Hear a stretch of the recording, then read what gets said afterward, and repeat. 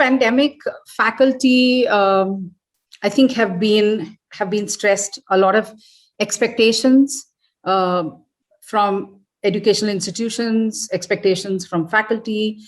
Faculty have had to literally transition overnight. What have faculty been through? What did they feel? How did they cope? What do they see as their future?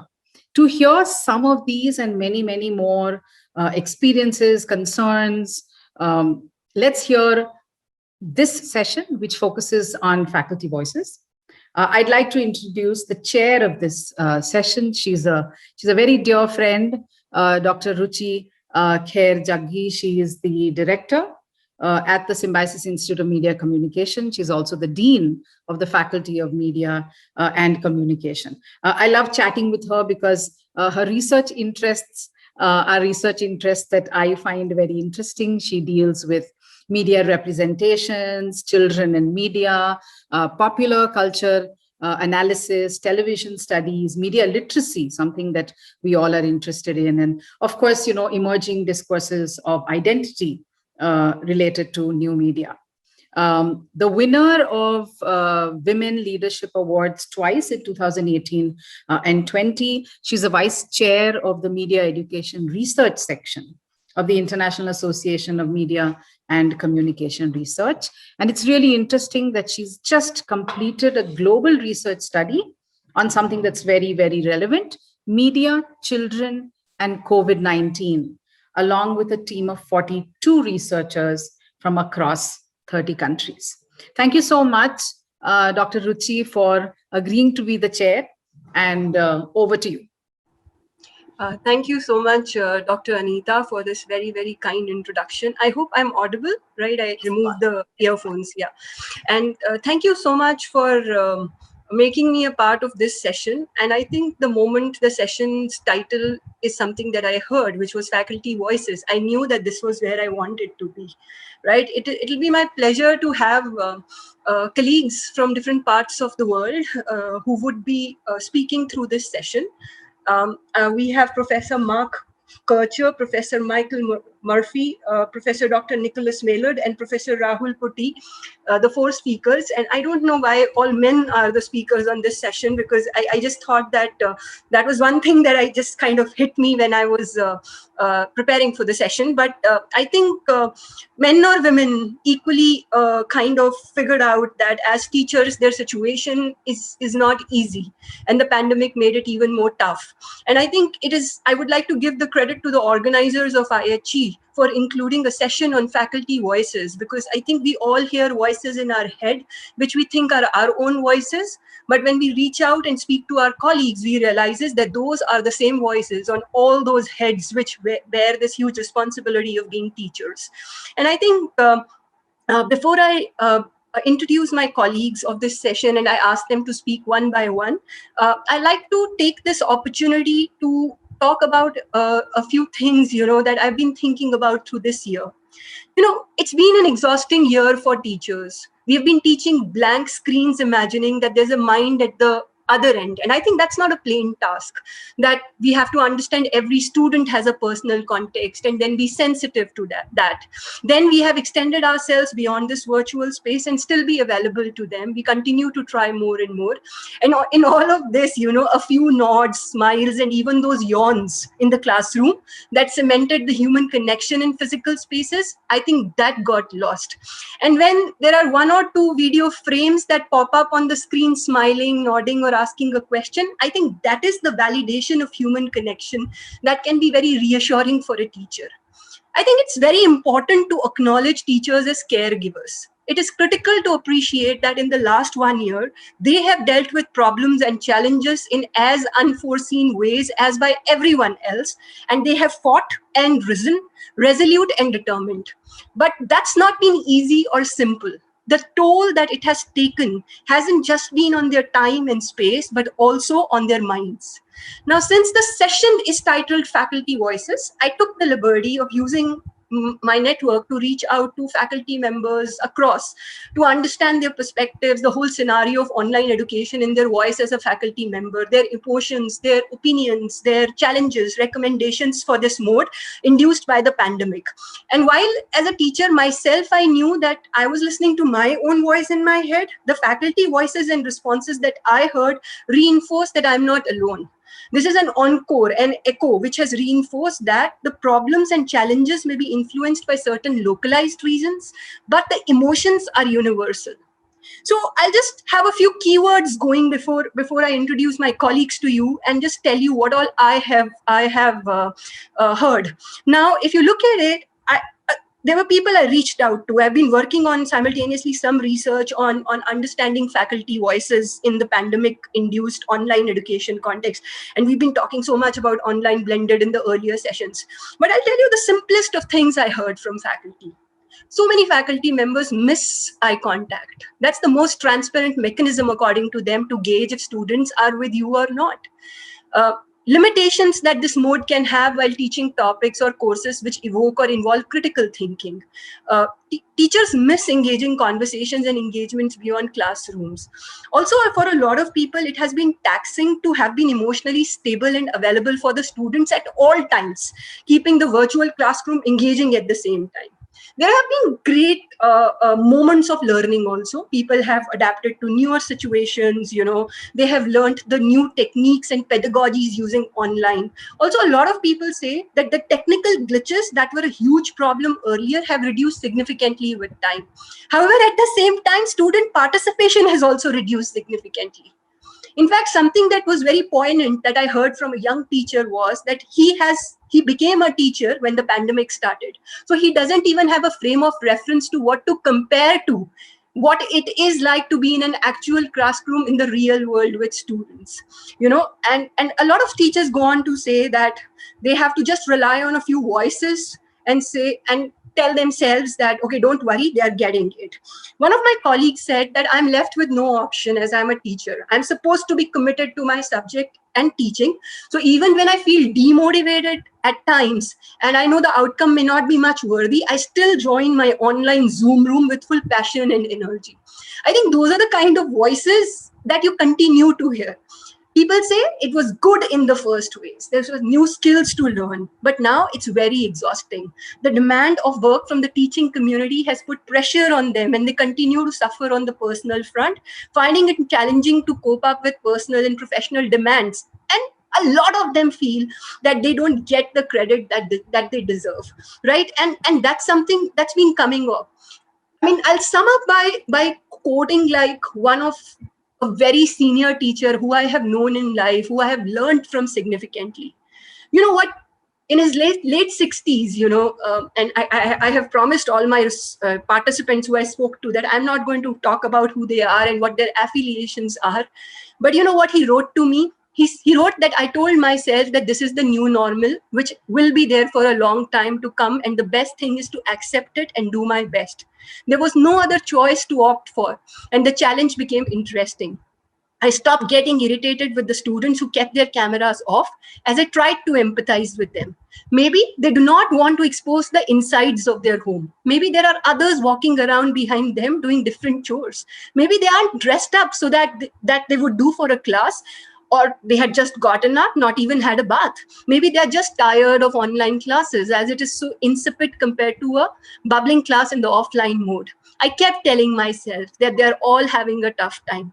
Encouraging them to open up and talk about things other than the course is one way to make them open up. Designing assignments to include experiential learning is another way. Get them to pick up the phone and talk to multiple people to do the assignment so that it breaks the extremely boring mold they are in could be another way. I think all teachers miss the chaos in the classrooms and the organic nature of discussions. I think this is a clarion call, to relook at what we are teaching, how we are teaching, and I think there's too much of pressure. And just like everybody else, the faculty needs to vent out too. They need to say what's working out for them and what's not working out for them. So I'm glad that through this session, we can mainstream these voices of the faculty and hear from our colleagues from different parts of the world in their own words, in their own experiences as to what these voices mean. And we will take forward the session in a certain way. We will ask one speaker to speak at a time, and if we have close to 50 odd minutes available. So let's say we have 8 to 10 minutes each for each of the speakers. And this would leave us with 10 to 15 minutes of comments, reflections, questions to take from the audiences, if that's good to go with everyone, right? So as per the schedule that's been shared with me, the first speaker for the session is going to be Professor Mark Kercher, who is a senior lecturer at Tampere University of Applied Sciences in Finland, where he also is the program director and designer of the MBA in Educational Leadership, and also a member of the research group for critical applied research of digitalization in education. Mark has been an educator for more than 30 years, working in the UK, Middle East, and now Finland in a range of educational settings. His involvement with educational technology dates to the earliest experiences as a teacher in the late 80s, and includes experiences as a learner, facilitator, course and curriculum designer. He considers himself fortunate to have been able to work with a large and diverse body of educators from around the world, and this has reinforced his view that context is a critical component of the educational process. His current interests include the impact of digitalization of education on the professional identity of educators, the social impact of the increasing datafication of the educational process, and very interestingly, punk pedagogy. Mark describes himself as a pedagogical provocateur and an educational emigre, and positions himself as a critical educator. Mark, I welcome you to the conference, and may I request you to now address the audience. Thank you. Thank you. Thank you very much for that lovely introduction, and I hope that you're all hearing me clearly. So yes, a very good afternoon to you from sunny Finland. Thank you for inviting me to speak. I feel very honored to be here and among such esteemed company. So I was really glad in the opening words there that this word care was mentioned. It's always difficult to go first, I have to say, because normally if you're later, you can respond and play off the things other people have said, whereas I'm kind of the one launching this session.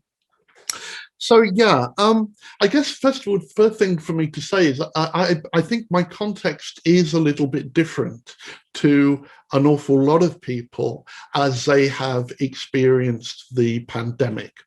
And the reason for that is that most of my teaching was already online. The MBA in Educational Leadership that I say it's coming up to its 5th anniversary now is an online program. The participants in it come from around the world. So go from Latin America with Colombia and Chile and Brazil, Cuba, right across Europe, Germany, France, UK, Hungary, Poland, participants from India, from Pakistan, Japan, Thailand, and so on. It sounds like I'm just doing a list of countries. But I want to mention that because when I'm speaking now, you see, those students of mine who take this distance learning MBA are also educators. And therefore, as I've worked with them over the last year, they have also been the people that have informed my opinions, those voices that were mentioned earlier, about how people felt during that experience. And I mean, the first thing to say is there is no uniform experience. Everybody's lived experience of this is unique and different. So we have to recognize that difference and yet at the same time try and pull out from it the things that we feel are common, the things that we think we can learn from and are useful to us as we move forward. But at a very personal level, the only thing that really changed for me is that our program, which you could technically describe as blended, and here I want to play with semantics for just a moment, because I want to be clear when I talk about blended and hybrid and the difference I mean by that. So by hybrid, that's a situation where I would see some students being in class with you and others being remote and online for health or whatever reasons. And by blended, I mean that some of the learning takes place online and some in a face-to-face environment. But basically, when you're face-to-face, everybody's face-to-face, and when you're online, everybody's online. So that's how I'm defining them for the purpose of my talk in the next 7 or 8 minutes. We had a blended program, and that meant people came to Finland for 1 week at the beginning of each semester, and then they worked online for the remainder of that semester, going back to their various countries. And so the only change we had to make for me and the team of staff who teach the MBA is convert our face-to-face intensive week, our blended face-to-face week, to an online one.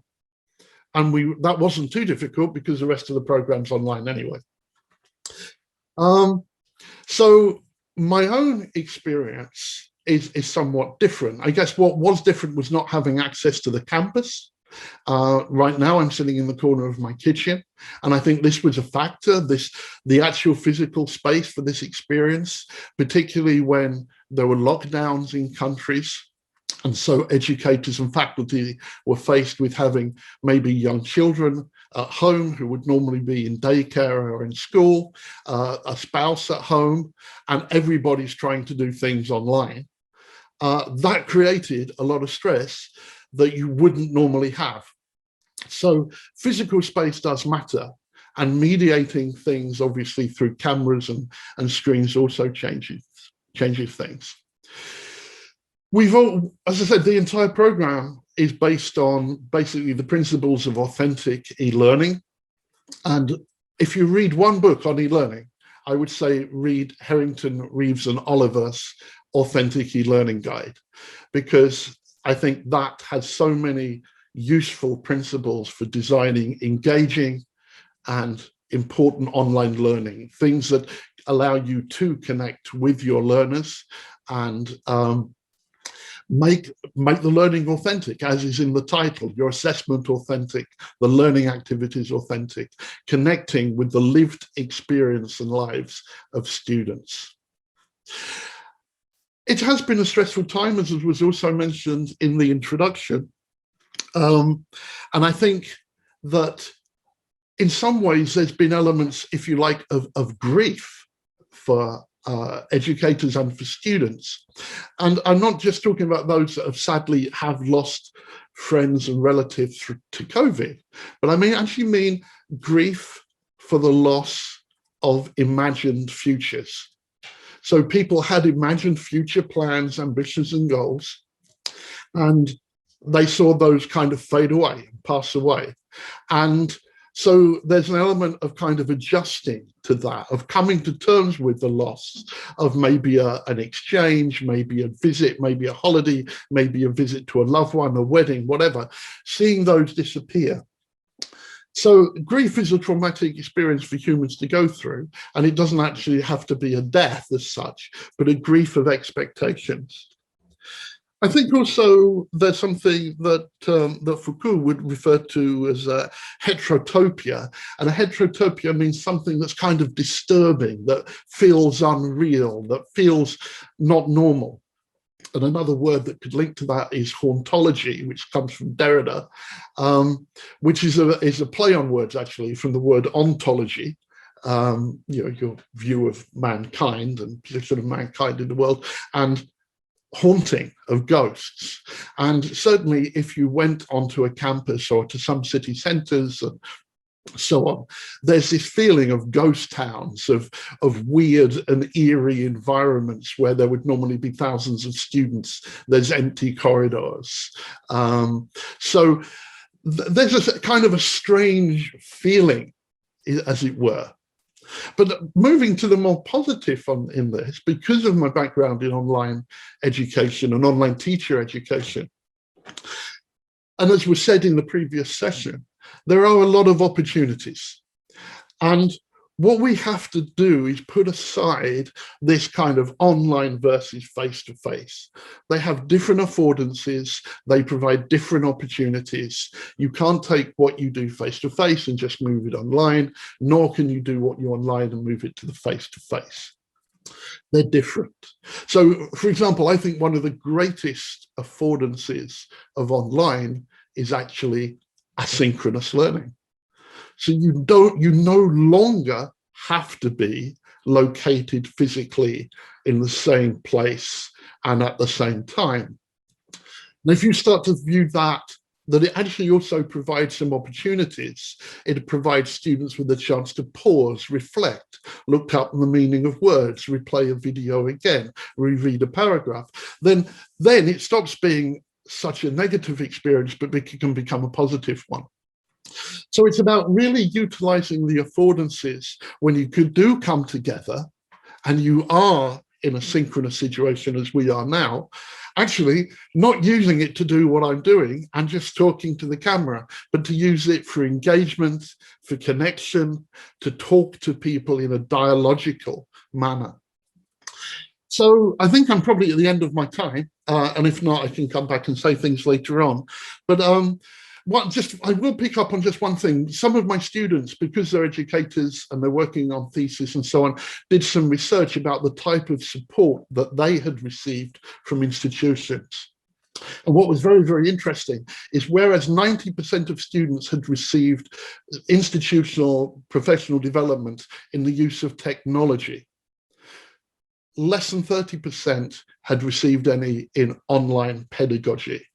And that to me is really worrying. I think there was the assumption that if you knew how to teach, then you knew how to teach online. And I so disagree with that. You know, looking at the TPAC framework of technology, pedagogy, and content knowledge, hopefully everybody's got the content knowledge. We can take that as a given. Pedagogy, yeah, well, you may have the pedagogy training for face-to-face, but have you got it for online? So I think that's an area institutions really do need to look at and ramp up on, is specifically online pedagogical training. And I'll stop there. I'm sure I've used up my time. Sorry. No, not at all. I think we could have gone on for a couple of minutes more. But thank you so much for those very, very insightful introductory remarks, Professor. I think it is so important that you began from recognizing the difference. So while the emotion may be universal, what you feel may be universal, there are very contextual conditions that lead to that emotion. So thank you for pointing that out. I thought I was very, very strongly touched by the phrase grief for the loss of an imagined future. And I think that one continues to kind of experience in the world that we currently inhabit. And I think you certainly pointed to a very, very important aspect of online learning, and that is the affordance, one of the greatest affordances of online education, as you put it, to be asynchronous learning. And I think, and there is so much for all of us to think about and take it forward. I'm sure there are reflections and questions on it that we will get either in the chat box, and then I'll come back to you for that. But let me take this opportunity to now invite our next speaker for the session, Professor Rahul Putty. And Professor Rahul Putty is the head of Department of Languages, Manipal Academy of Higher Education at Manipal, and he's also doing his PhD at the International Center for Higher Education Research, CASL. He's been associated with Manipal since 2010 in different capacities as the coordinator of the Alliance Francaise Manipal chapter first, and subsequently as an assistant professor at the Manipal Center for European Studies from 2015. And since 2019, he is heading the newly constituted Department of Languages. His previous academic qualifications include a double master's in European Cultural Studies from the University of Göttingen and Uppsala, and an MA in French from Pondicherry University, India. His present functions at Manipal comprise developing study programs in the field of European languages and cultures. His academic interests include foreign languages, language didactics and pedagogy, European history and society, internationalization of higher education, and literary representation of the university, which is interestingly also the subject of his PhD dissertation. Professor Putty, may I please request you to take the take over and address the gathering here. Thank you.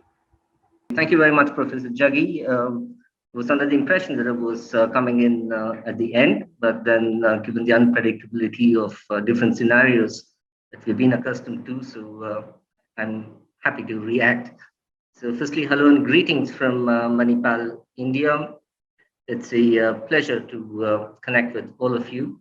And I thank the organizers of the conference at Symbiosis International University for inviting me to be a speaker on this panel. It's almost a year to the date when the first COVID-19 lockdowns were announced world over. The full magnitude of what can be termed as one of the most significant disruptions on a global scale after World War II is forcing now a slow internalization of the many perturbations that have since emerged and whose inexorable effects in possibly all areas of human activity could well spill over into the foreseeable future too. In fact, the plausibility of this seemingly dystopian or scenario entrenching itself in this quarter of the 21st century is no longer merely a prophecy or a premonition, but it's a discomforting certainty that we concur on and are preparing for. The very theme of this conference, reimagining internationalization, reimagining hyphenated or not, and blended learning as a catalyst, is ample proof of this intellectual turning that is trying to transcend what are and will be limitations in our line of work.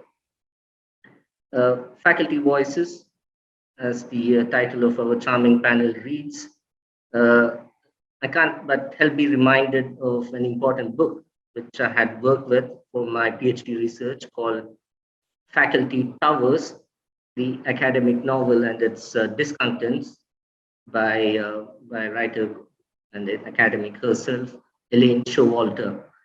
And as can be inferred, this insider view of the fabled ivory towers of the venerable institution that's called the university has also for long been a source of literary intervention, so much that since the 1960s, it forms a distinct, albeit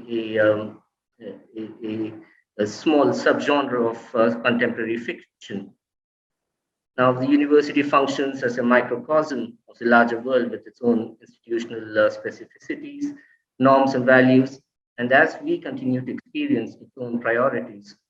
Now, within the academic novel, there are two basic plots of academic fiction. There could be many, but as is described in this work, it is firstly the disruption of a closed world and the gradual return of order and regularity to it.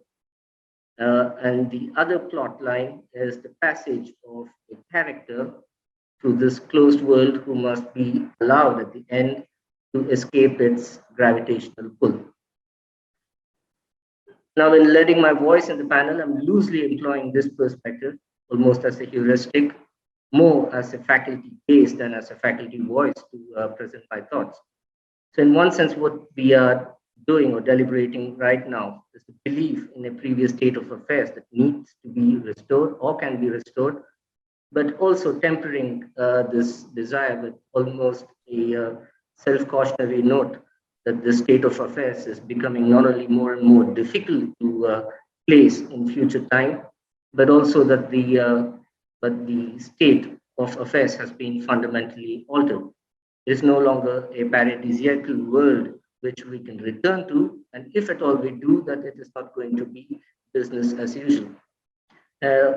Further, as in preparing for this panel discussion, and reflecting on it, realized that as faculty, I, and I suppose I would be speaking for others here as well, situated at the interstices of two structural layers of the university, one of the management or administration and that of the students, and the qualitatively new profile that has grown on us in this in-between space in recent months forces us to ask a big question: where do we now fit in actually as faculty members? I personally believe that this is shrouded in a great deal of ambiguity, as it is. Faculty members in academia increasingly take on an enormous amount of administrative work, and the disruptions that we are dealing with are primarily operating on what I would like to identify as on three scales or three nodes. So one on the temporal node, where if you look at even the semantic framework that accompanies this uncertainty or disruption, that things are postponed, cancelled, that they are suspended or will not happen until. So this is the basic lexicon that governs this disruption in the temporal node. And within the second node of it being a disruption in space is where we see the possibility or the non-possibility of return, of staying at home, of confinement, of lockdown or of containment. So this is, the complex scenario within which we are trying to now make sense of what will be, firstly, what is the present state of affairs, and then thereby project our ideas for the future. And the third node where this disruption significantly occurs is in the social realm of relations between not just between students and faculty, but also between faculty members themselves, and in turn within the larger institutional space of the university. And it can be extended further on. So what this has fundamentally brought about, in my opinion, and this is something which was also talked about in a previous conference, in a conference last year, in the thick of the pandemic, where this notion of a second learning. So the second learning is premised on the fact that it is not merely the deployment of online tools and devices, which for most part is not something we in the profession, or especially the students, are unaccustomed to. In fact, it has, at least for the faculty, it has always been a secret desire of sorts to use them more effectively in our work. But the degree of control over its use was one that we very zealously guarded. And now the idea that this would be a fundamental a platform for work forces us to re-examine how we are placed. And also in occupying this in-between space, as I just mentioned, we are at the forefront of often transmitting concerns from two ends of the spectrum. One, that of management, which itself then again is based on conditions, larger conditions in larger society. So it depends on national exigencies of the time. So these anxieties and these of uncertainties are in one sense reflected upon what we do, and if we're not wary enough, we end up transmitting the same level of uncertainty and anxieties to the students. And this return, or this reimagination, as this conference is very interestingly titled, would then, in my humble opinion, would firstly involve a reflection on what has been disrupted and what would then need to be firstly repaired.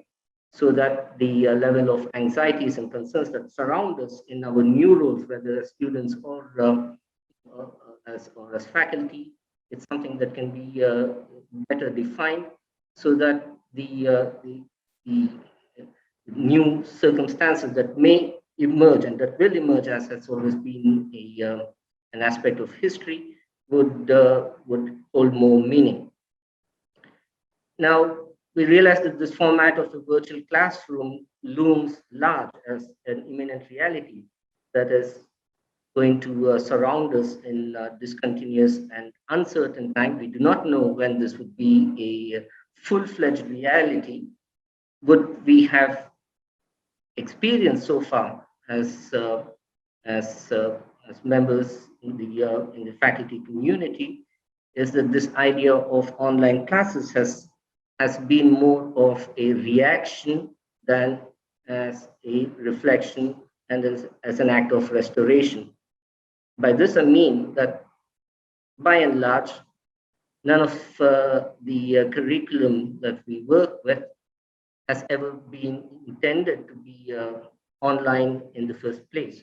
So what we have ended up doing is transposing an across the table and a whiteboard curriculum onto a platform where we begin to now use this term online classes almost very flippantly and expect it to produce the same kind of results that we have been accustomed to, and as the experience of both students and faculty alike shows, this is far from the truth.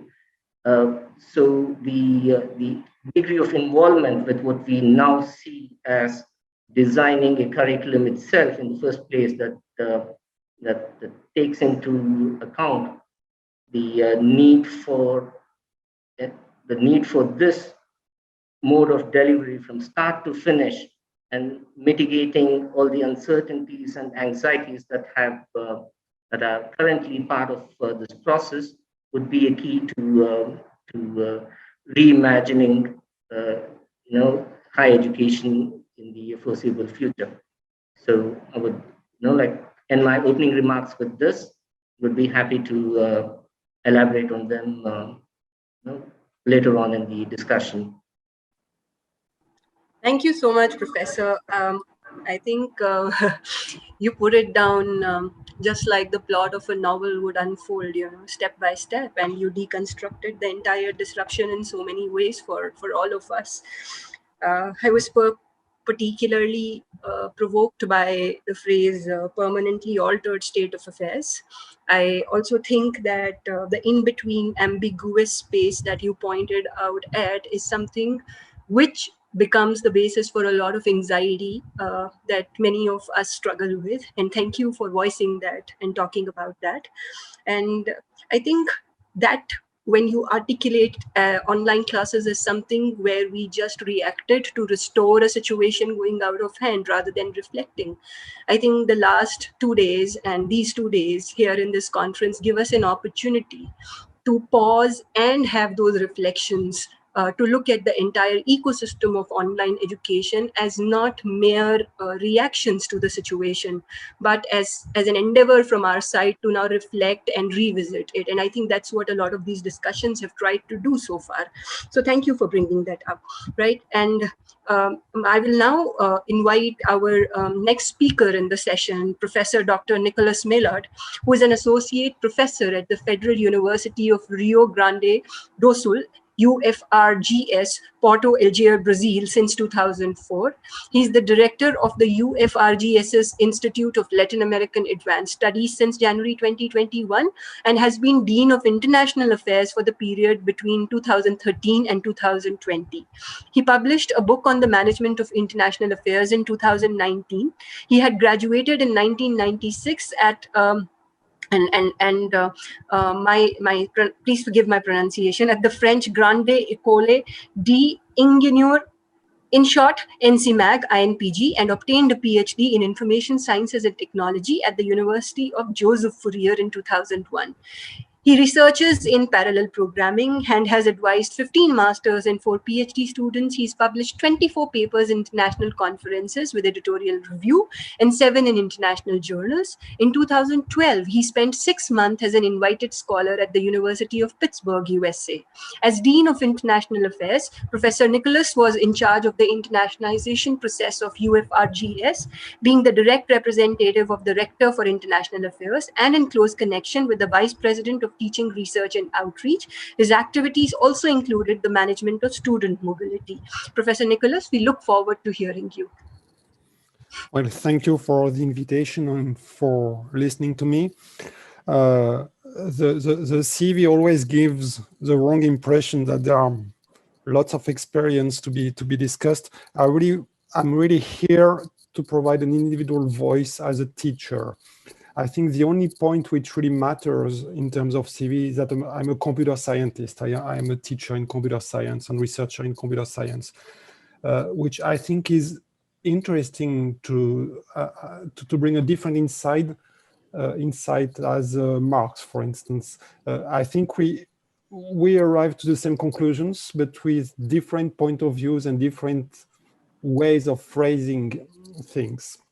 So the first item I wanted to bring in here regarding my own personal experience as a professor during pandemic.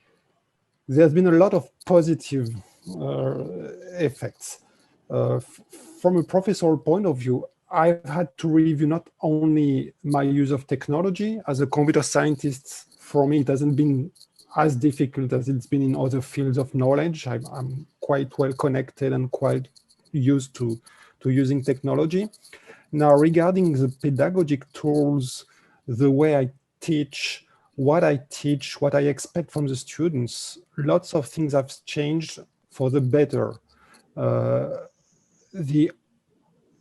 Simply having to review my material, to divide it in subunits in small videos for the students, only doing this has already enabled me to teach better in the end. I think I'm a better teacher due to this experience than before the pandemic.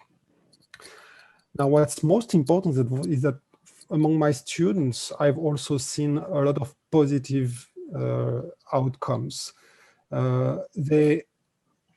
One of my predecessors mentioned the importance of asynchronous teaching.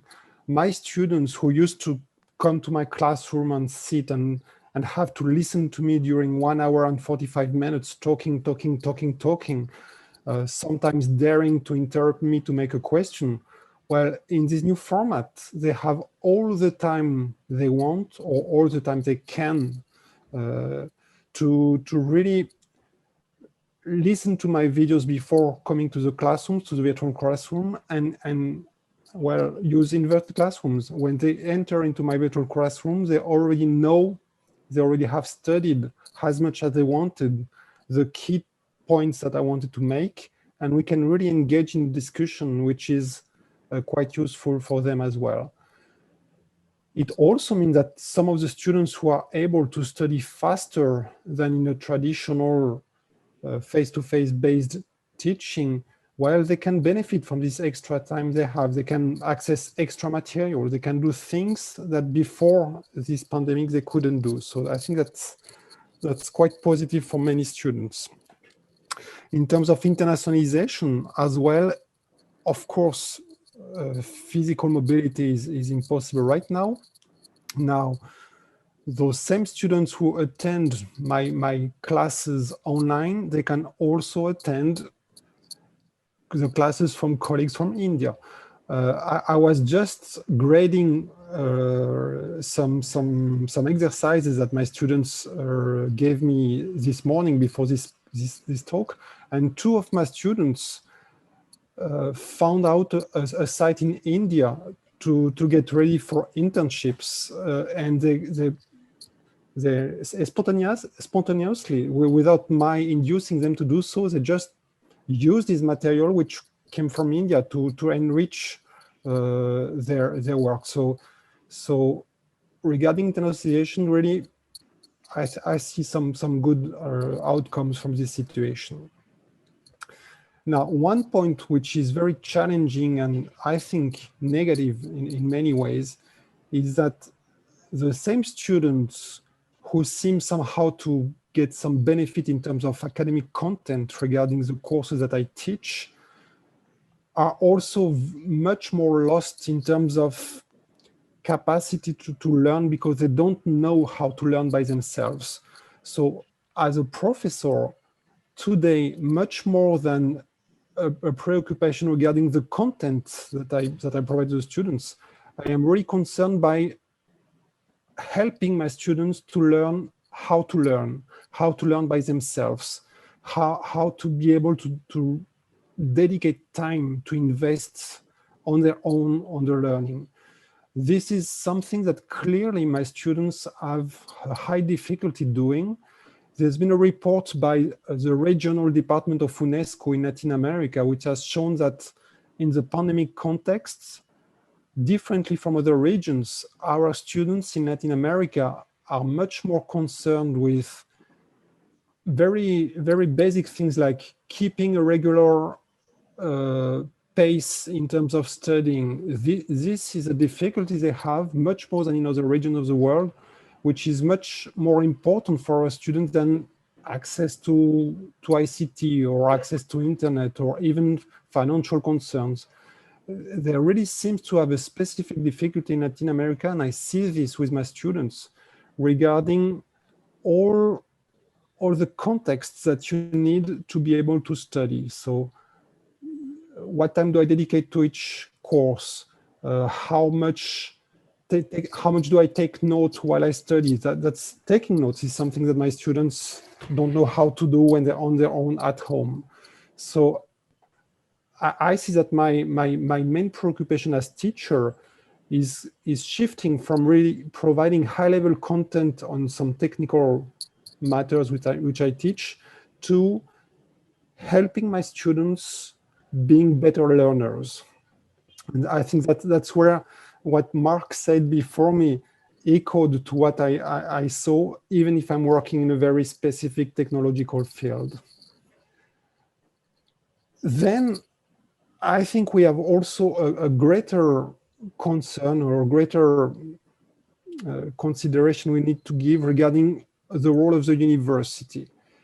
As I was mentioning, I feel that I'm delivering content to my students, and this I can keep on providing in this context of pandemics. Now, there's also the whole social aspects of learning in a university. When our students gather with us academics, it's not only to discuss directly regarding a technical knowledge that they acquire, it's also to learn to build this knowledge collectively, to relate this knowledge to their society, to their families, to their values. And this we are losing in this pandemic. We are individualizing the teaching or the learning at a scale that I never thought would be possible. This raises a question regarding the role of the universities, how much university as a place, as a locus to really socially gather youth and not so young people as well to discuss about society. This role of the university is being challenged, and that's something I'm afraid we may lose if we don't take into consideration this specific part of the university. I think I've reached my time, so I give back the floor. Thank you. But thank you so much, Professor. Very, very interesting experiences that you brought forth, a very different kind of a discussion. And thank you for speaking as a teacher, like you mentioned in the beginning. Thank you for starting with those positive experiences, but also laying the importance on the contextual limitations that kind of impact the whole learning process for individual students, and also raising a very pertinent point on universities becoming the entire idea of university that I also think Professor Putti in very different ways kind of had addressed in his talk, but I think you took it forward by also raising this entire thing about it being a place defined by the sense of community or sense of something which is more social as a structure, and now becoming very individualized as a space. So I think those are very, very important conversations, and I'm also glad to welcome the next and the last speaker on the session, who's joined us also now, Professor Michael Murphy, who would be taking this discussion forward. Professor Murphy is a marketing lecturer at the University College Cork in Ireland, and prior to embarking on an academic career, he worked in the industry, holding a number of marketing related positions, working in both the US and Ireland. He teaches marketing strategy, market research, business ethics, among other subjects, and at both undergrad and postgrad levels, including marketing on UCC's executive MBA program.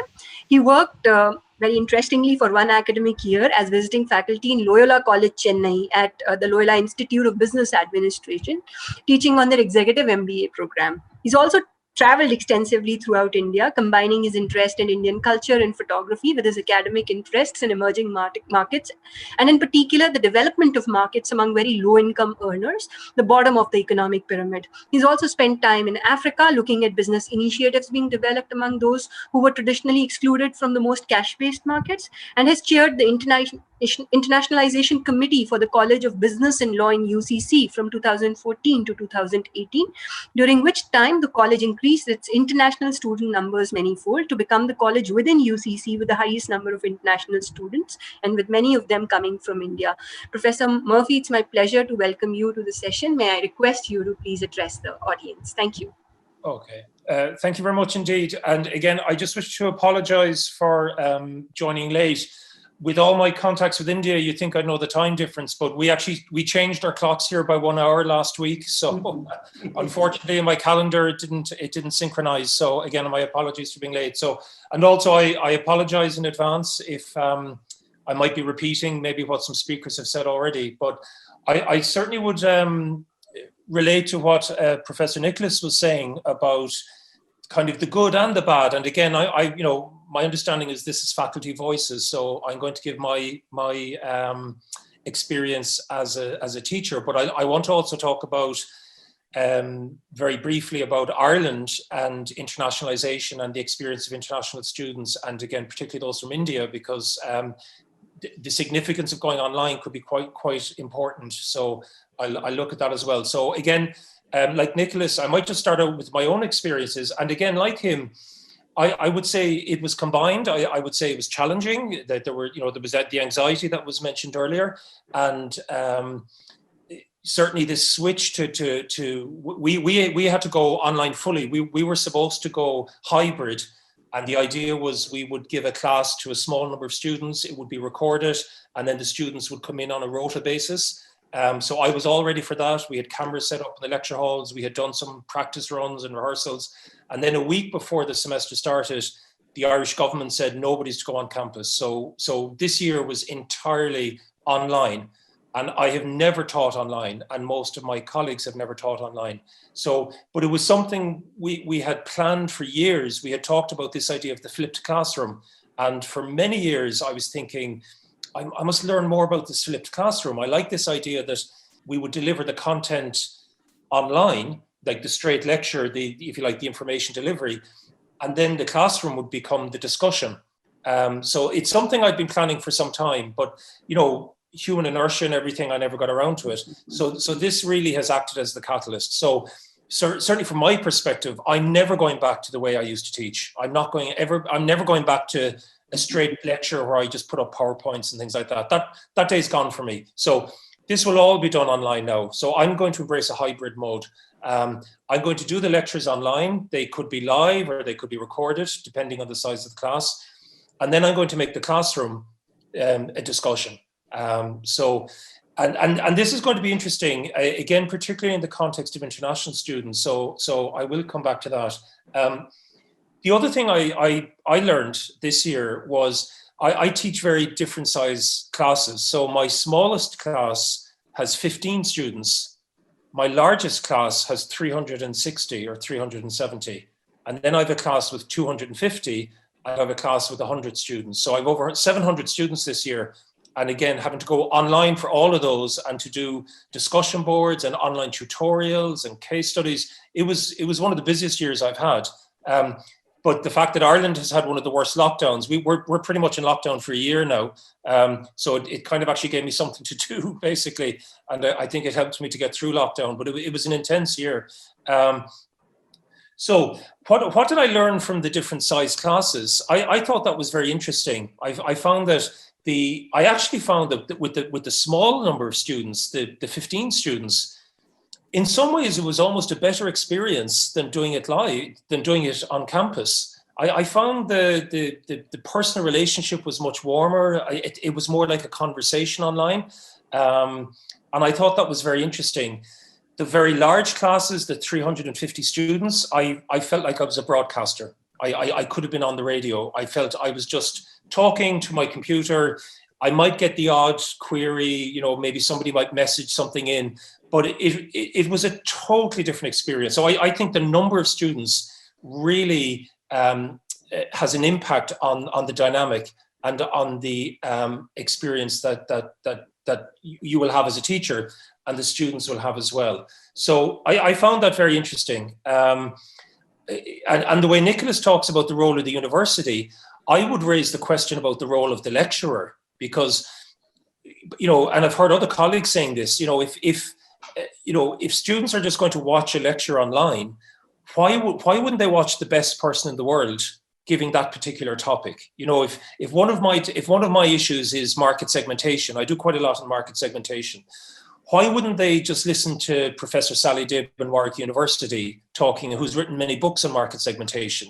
Why do they need to listen to me? What am I adding that they can't get online somewhere else? And I suppose I would hope what I could add would be the application to their particular situation, and again, the discussion and maybe case material and so on. So I think it's really going to change what is the role of the lecturer and the importance of the lecturer. So I think that's something that's going to be interesting. But because this conference is predominantly about internationalization and the impact on international students, I'd like to address that.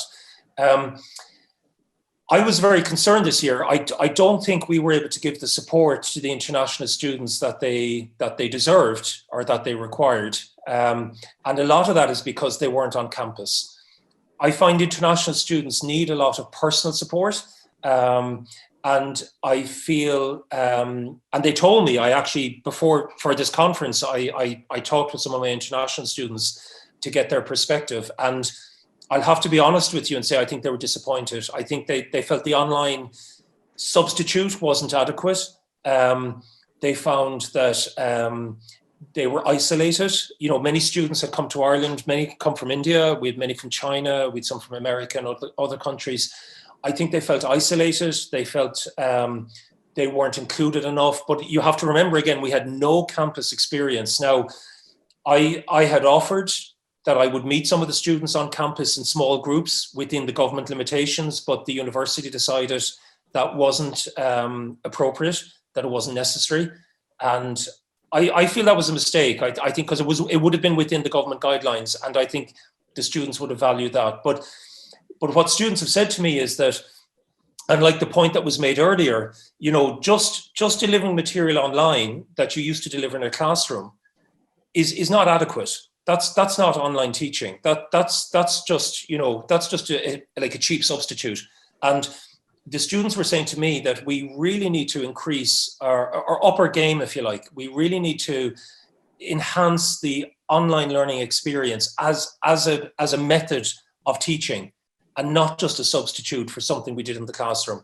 And the international students in particular were saying that to me. They were saying that, like, basically they were saying to me, they wouldn't come back for the same experience. They said the lecturers are really good, and they know if they had them on campus, they're sure it would have been a very good experience. And they knew from their compatriots who'd come before and who'd recommended our university, they felt it would have been a very good year. But they were saying to me they couldn't recommend this to other students as if it was going to be online again. So I think that's something we really need to look at as a university. And another big issue for us in Ireland, and I'll finish on this point, another big issue for us in Ireland is the reason Ireland is attractive to international students, and particularly to students from India, and from China and some other countries to a lesser extent. But I know because I've been to India many times, and I'm very friendly now with many of our Indian alumni. And the one thing they keep telling me, the reason they come to Ireland is because we have a very attractive stay-back visa. So we offer a 2-year employment visa with no strings attached. You don't have to be sponsored by a company or anything. So once you get a master's degree, you get an automatic 2-year work visa. And the Irish economy, even through the pandemic, believe it or not, the Irish economy has still grown. And many of our students end up getting full-time employment once they graduate. And also many of our programs, including some of the programs that I've directed in the business school, we have internship opportunities as part of the program. And many of the students, including the international students, they get internship opportunities. And then at the end of the period, they get offered full-time employment with that company. And keeping in mind that Ireland is the European headquarters for something like 700 US multinationals. So the big ones are obviously Facebook and Google and, a lot of them, I think 8 of the 10 top pharma companies, including Pfizer now making the COVID vaccine, Eli Lilly, so many international companies are based in Ireland. And that's really attractive to particularly Indian students. So they tell me they choose Ireland because they see that as a way of getting into some of these big international companies without having to go to the expense of going to the USA to do their education. So they see Ireland as, if you like, a cheaper alternative, but still with a good education standard. But the problem for us is if we go online, the students won't get that two-year stay-back visa. And the international students are telling me they wouldn't choose to do a degree in Ireland online if they can't get the 2-year stay-back visa, or if they don't have those placement opportunities, or if they don't have the campus experience. So, and what they're telling me is, as one Indian student said to me, no disrespect, but why would we pay to get a degree from University College Cork when we can get one from John Hopkins University for the same price that you're charging online? So, we have to be realistic here as well. So I think there's that personal experience in terms of, the teaching and the learning. And then I think there's also that experience for Ireland in terms of, where it's located in terms of offering international education. So I think my time is probably up there, so I'll leave it at that. I can take any questions later if you like. Thank you, Professor Murphy. Thank you so much for combining your individual experiences and relating your experience of feeling like a broadcaster. That was, I think, a very, very funny thing that you mentioned. But yeah, so correct. I mean, in India, we actually teach a very large size of classroom students and could totally empathize with that. And the second thing about you committing to all of us here and not telling all of us that you're never going back to where you were pre-pandemic, I think that's something to take away. And then later talking about the larger situation in terms of international students and in speaking particularly from the context of Ireland. So I think thank you for raising so many different dimensions of this conversation. As a teacher, as an administrator, as somebody who has experiences of both the country he comes from and now also the other countries from where a lot of international students come to Ireland.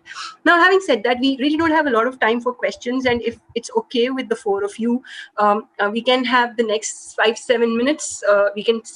Can I seek 5-7 minutes of your time? And may I request you now to respond to each other in terms of how you, because I think we largely are thematized by this faculty voices context, and your own voice, the voice of people you work with in different roles. All of you are program leaders, academic leaders, administrators, and are also teachers.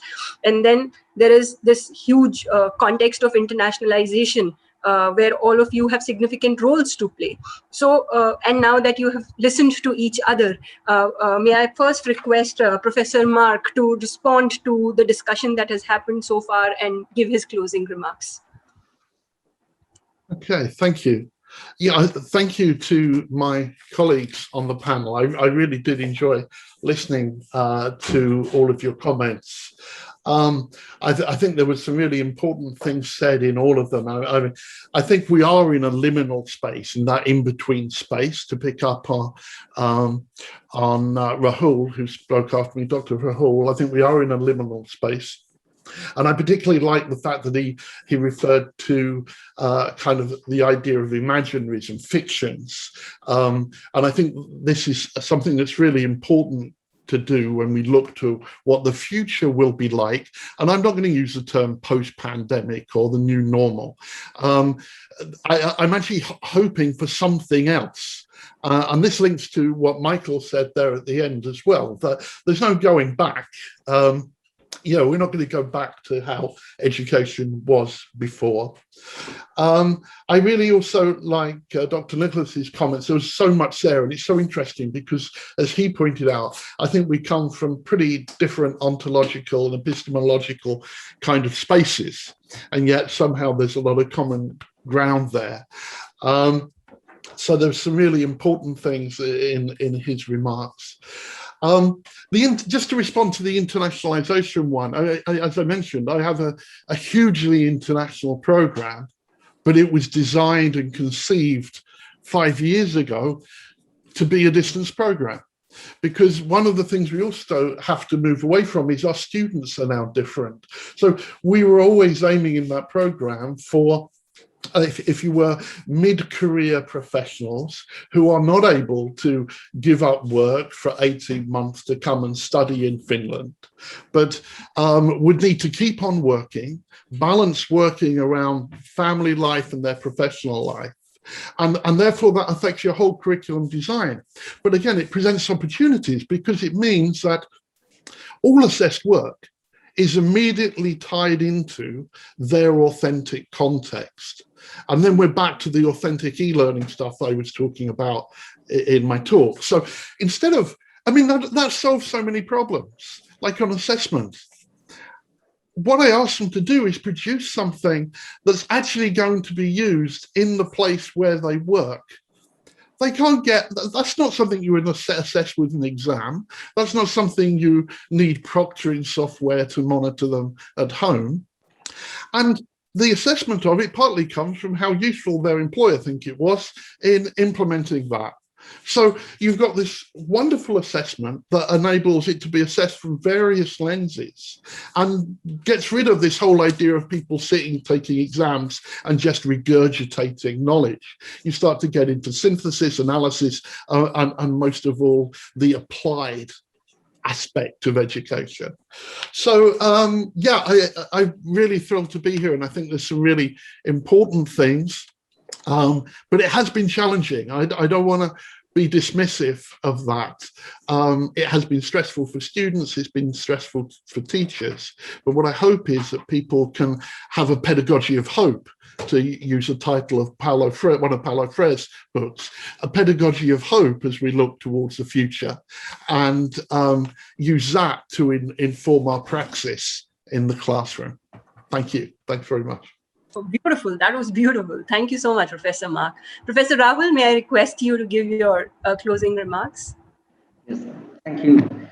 And once again, I echo Professor Mark's thoughts there, that it was indeed a pleasure to hear all my fellow speakers. And it's already suggestive enough of the fact that in many ways, it is already clear that we're not necessarily looking at a return to something as a pre-COVID stage. Already the context is so blended, and then I use the deliberate pun of with the intention of pun. The situation and the context, the larger context, is already so blended that we are operating in a kind of in a very ambiguous space there. One aspect which struck me quite poignantly with I think it was Professor Nicolas Maillard, who said that that the student the idea of student work changes and it becomes more and more atomized. But this one is something which I see again needs to be tempered with a great deal of caution, because one of the most important feedback we have received from our students here is that the student workload has inordinately or disproportionately increased, and this kind of a fissure is something again quite symptomatic of a larger rupture in terms of the relations between students and faculty alike. And what we are talking about is in terms of more restoring or repairing situations and ensuring that this new form of learning that we are invariably going to be employing more and more, and with like greater be more and more assertive about it, that it is not also a panacea, or like it's not something that's a solution for everything, and that the need to be vigilant about the fact that this form of learning does not reproduce the same kind of inequalities or the same level of anxieties or apprehensions of what now already the term traditional takes on a sense of like ancientness. When we use traditional learning, becomes quite important, I would feel. Yeah. So, and there's probably one little aspect that I would like to mention, that with the aspect of online learning, we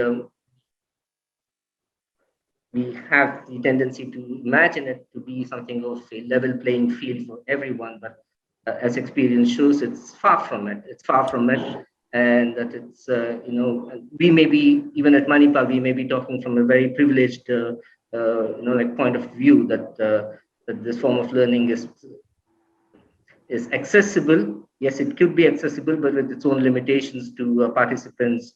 If I were to talk very specifically in the Indian context, and accessible not merely in terms of its technical outreach, but in terms of having to deal with this concept itself.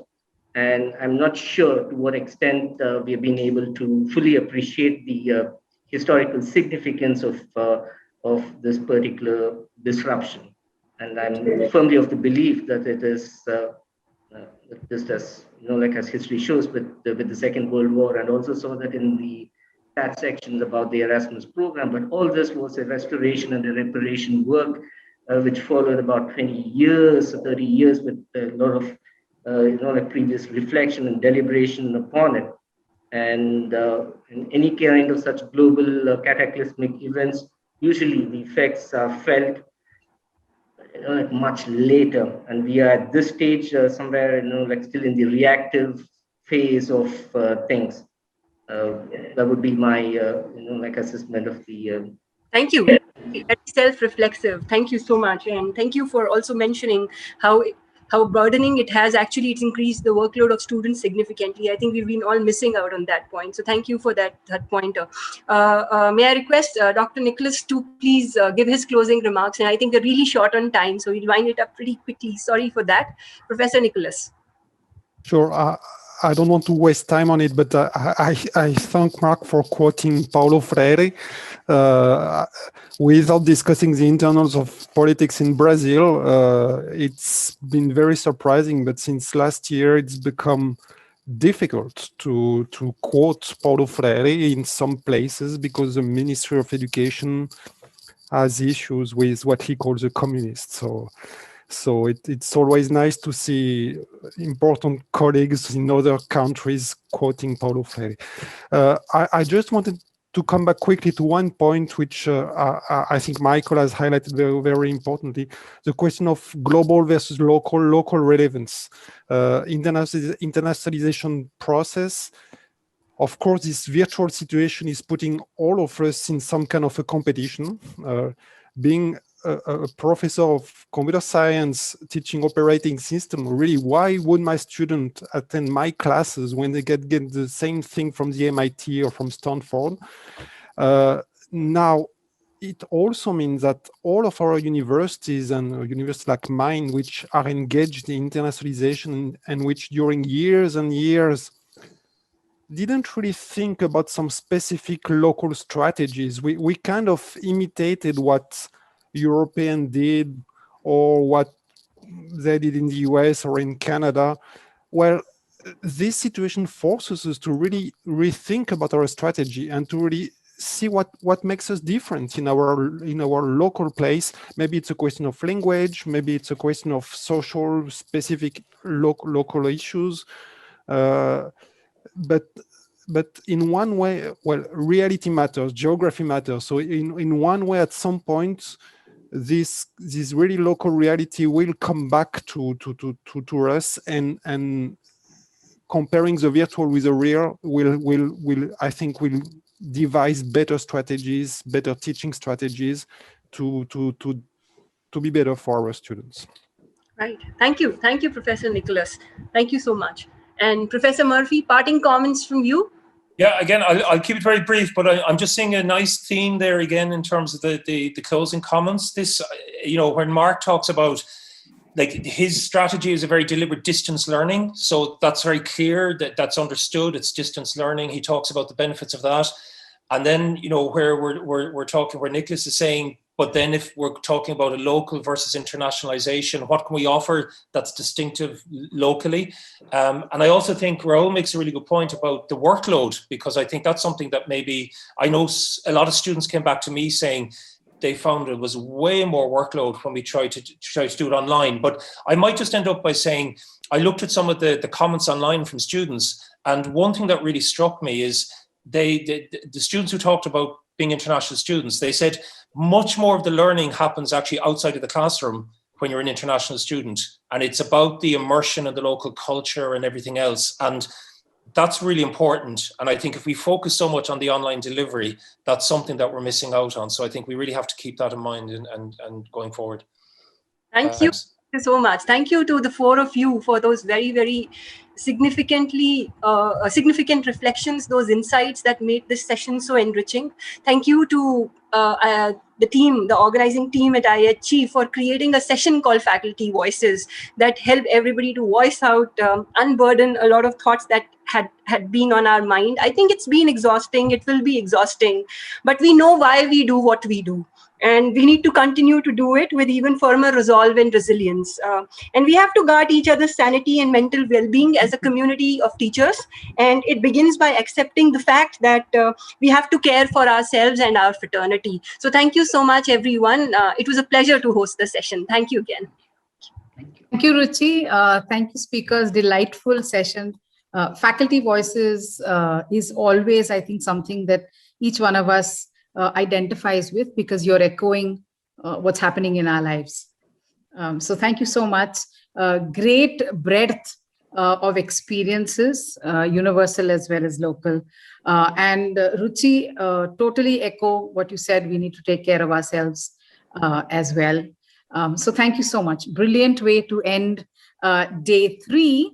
So have a great afternoon, rest of the day, night, depending on where you are, and see you tomorrow for the last day of the Internationalization of Higher Education conference, brought to you by Symbiosis International University and the Association of Indian University. Good night. Thank you for being with us.